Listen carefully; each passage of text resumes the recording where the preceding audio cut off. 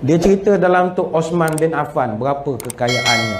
Osman bin Affan masa hari dia mati dibunuh, ada kurang lebih 150,000 dinar dan ada 1 juta dirham yang dalam pegangan tangan bendaharinya ketika itu.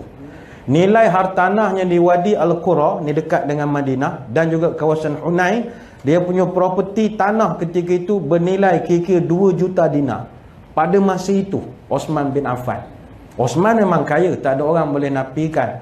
Sebab itu Nabi, dalam ramai-ramai menantu dia, Osman paling dia respect. Kalau Ali, dia ni tak ada duit sangat, jadi Nabi biasa je lah dengan dia. Tapi kalau dengan Osman, Nabi ada protokol dia lain. Sebab ini menantu dia lain, dia kena hormati kedudukan. Menantu dia kan beli telaga Yahudi, punya orang lain tak mampu, menantu dia beli. Dia kata, panggil Man, bagi contoh, Man, try belilah perigi tu, bagi contoh kan. Beres lah. Tanya Yahudi, berapa harga perigi ni? Oh, mahal ni, lu tak ada wang, tak boleh beli, mahal ni. Yalah, mahal berapa? 1,500. 1,500, 3,000 aku bayar. Osman style begitu. Hidup tak ada tawar-menawar, double lagi harga. Kita kena tunjuk yalah, ada masa sakit hati, kita pergi pasar. Mentang kita macam orang kampung, nampak udang besar-besar, sebelah udang kecil-kecil. Kita pun tanya toke ni berapa sekilo? Ini RM10 sekilo. Oh, yang ni berapa? Oh, ini mahal, tak payahlah, itu sajalah. Yalah, mahal berapa? Mahal lah 40 sekilo. Apa ingat aku tak ada duit? Bagi 3 kilo. Padahal duit pun tak ada juga semua, tapi sakit hati punya pasal. Balik menyesal beli 3 kilo udang, nak buat apa? Nak buat benda apa? Tapi beli tu beli sakit hati. Tanya pun tak boleh. Wah, hajar, ingat kita ada duit? Bawa 3 kilo. Balik mak marah, yang kak beli 3 kilo ngapa? Toke tu action sangat. Kecil-kecil dah samseng dah rupanya. Begitu juga dalam kitab Ibn Khaldun itu, dia senaraikan kekayaan Abdul Rahman bin Auf. Kita selalu dengar Abdul Rahman ni dia memang kaya, tapi apa details dia punya kekayaan? Abdul Rahman bin Auf dia punya kaya memang luar biasa lah. Dia punya unta, kuda, kambing, semuanya juta-juta nilai dia. Dia ada kurang lebih 1,000 ekor unta, 1,000 ekor kambing, 1,000 ekor kuda, 3,000 ekor kambing. Cerita ceramah agama minum diri ya. Keluar panah betul pada muka. Oh, Nabi gini. Hendaklah kita mengikut Nabi gini. Minum gini tak senonoh macam ceramah. Oh, air Zam-Zam boleh berdiri, betul. Tu kadang saya heran tu penceramah cerita sunnah minum go. Sama balik sunnah Nabi. Tak faham tu. Marah pula tu aku menyampah ada live ni kan, ada kecil hati buat ni kan. Tuan-tuan sekalian, Abdul Rahman kaya. Dia masa dia meninggal, dia ada 4 orang isteri. Masing-masing isteri dia dapat pemberian khusus 80,000 dinar tiap-tiap seorang. Dinar ni duit besar. Maknanya kalau 80,000 dinar seorang, dalam 40.8 juta dia spend untuk bagi nafkah pada isteri dia saja. Ini jutawan lah yang orang-orang hidup zaman Nabi. Cuma persoalannya, kenapakah para sahabat dulu kaya raya? Sebabnya dia orang faham konsep menjadi jutawan ini. Macam kita sekarang, dah lah kerja, malas, tak nak pula jadi jutawan. Jadi rosaklah matlamat kita. Sahabat dulu mereka kerja bersungguh-sungguh, buat yang terbaik, dapat kekayaan, dan kekayaan itu tak masuk ke hati pun, sampai di kulit saja. Manfaat kekayaan itu dia gunakan betul untuk pembangunan agama. Dan ini yang sedang kita kempen di seluruh negara sekarang, bahawa orang Islam dia kena bekerja kuat, bersungguh-sungguh mencari harta untuk mencipta kekayaan dia, tapi akhirnya kekayaan itu dia gunakan pula untuk nak membangunkan agama menerusi institusi-institusi yang ditubuhkan, Baitul Mal, Majlis Agama, macam-macam. Kalau budaya ini hidup balik, kita jadi kuat semula. Masalah orang kita ni dia tak nak jadi kaya. Masalah timbul pertanyaan, kenapa orang kita tak nak jadi kaya? Masalah pendidikan. Ini masalah pendidikan. Di agama kita ni basicnya dia tak larang jadi kaya. Ini asas. Kalau ada ustaz-ustaz beritahu jangan kaya, tak tepat. Bukan kata tak betul, tak tepat. Kita tak nafi ada orang suka bawa cerita Abdul Rahman bin Auf kaya, masuk surga merangkak. Paling kurang dia masuk juga surga. Masuk juga merangkak-merangkak pun. Kalau daripada merangkak tidak, masuk surga tidak. Duduk tengah-tengah, mana kiri tidak, kanan tidak lagi, susah. Sebab itu, carilah harta.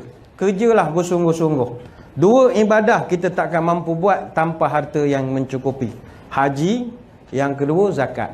Haji kalau harta kita tak sampai 9,980, tak merasa pergi Mekah. Itu minimum lah. 9980 tu maksimum simpan, minimum simpan di dalam tabung haji. Cukup 9980, automatik dapat tawaran pergi haji. Tapi mungkin gilirannya lagi 20 tahun gitu, biasanya gitulah. Kalau baru ada RM20, itu lagi 60 tahun, 80 tahun, 1000 tahun lah saya ingat baru giliran dia. Itu haji yang paling bawah. Mu'assusah namanya. Bukan mu'assasah, mu'assusah namanya. Macam tahun ni game mu'assasah, pergi haji berapa hari? Paling lambat dulu 44 hari. Sekarang 48 hari. Saya jumpa 2-3 jemaah dah pergi 51 hari. Bayangkan 9,000 punya package 51 hari. Kalau pergi suami isteri tak ada masalah. Kalau pergi suami seorang saja macam mana? Pergi seorang 51 hari, isteri tinggal di Malaysia. 51 hari. Itu kalau dah 51 hari, masuk hari ke 48 tu saya ingat, pegang dinding tak rata dah masa tu. Tak faham, tak apalah, nasib angkat. Ada yang blur, tak apa. Tu ahli zikir, dia lambat sikit, tak faham benda itu. Ahli zikrullah dia tak faham sikit. Tak rata dah pegang dinding ni, berbongga-bongga jadinya. Baik itu, nak selesa lagi, sikit bayar mahal lah. Itu sebab harta ni sangat mustahak. Itu sebab Nabi kita pun, ketika dia sebelum jadi Nabi, dia juga meniaga. Dan dia juga kaya. Sebab itu dia punya mas kahwin dengan Khadijah, 25 ekor unta. Ini orang ada duit je boleh bayar mas kahwin begitu. Unta, kalaulah takdir harga 5,000 seekor, kalau 25 ekor mana Nabi punya mas kahwin 125,000. Ingat dia tak ada duit. Cuma dia kena memilih antara nak jadi Nabi atau nak bisnes. Kalau dia buat dua-dua, rosak.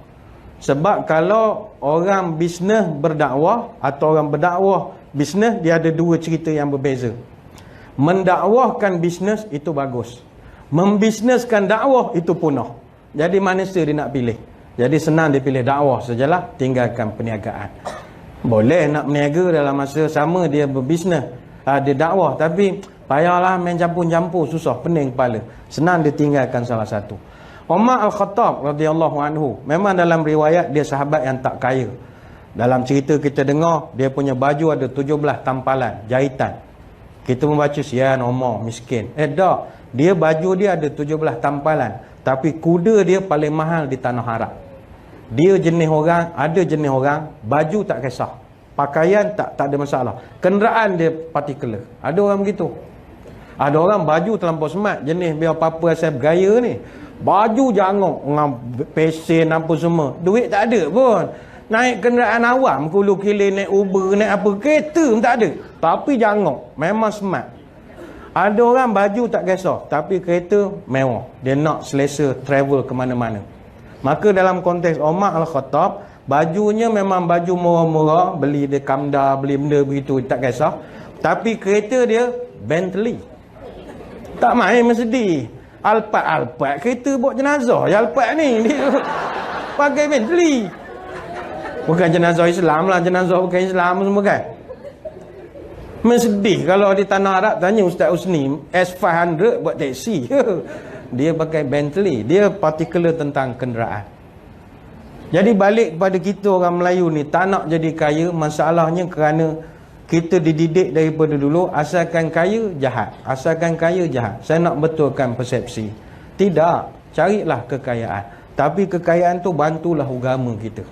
Orang macam ni dia akan jadi bukan saja jutawan dunia, sampai akhirat dia jadi jutawan.